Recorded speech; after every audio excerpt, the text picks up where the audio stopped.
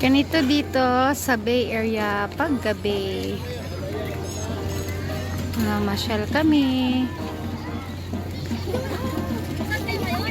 Ewan ko kung magbabike tong dalawang bagets. Ako naman gusto ko lang mag-walking. Yan, walking. Maganda ngayon kasi hindi umuulan. Kasi kahapon ang lakas ng ulan. Hindi kami nakapunta dito. Yan o. Ganda. Nakalagay. I love Puerto Princesa. And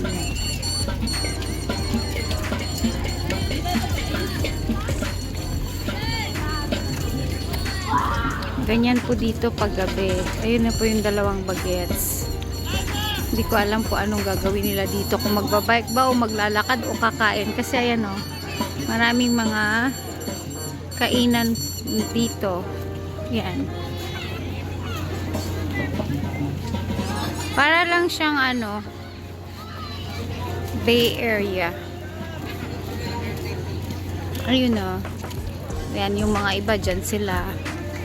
Gusto nilang kumain or siguro mag ano, bonding with family or yan mga uminom, ganyan. Yan.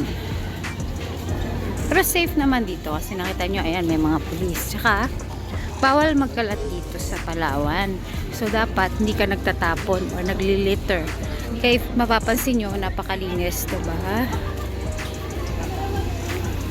Or, may mga dahon, syempre. Pero talagang mini-maintain dito yung cleanliness.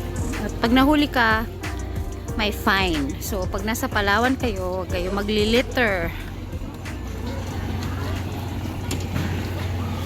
Para ka lang naglakad sa Rojas Boulevard, Bay Area.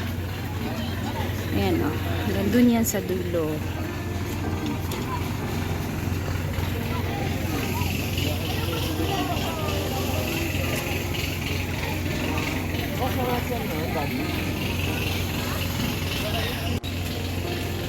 So, ito yung ano namin today. Pasyal.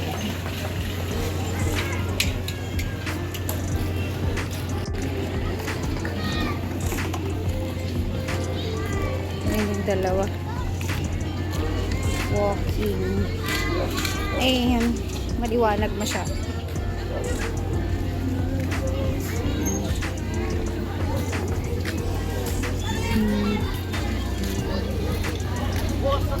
Nanap namin yung bike ko nasaan.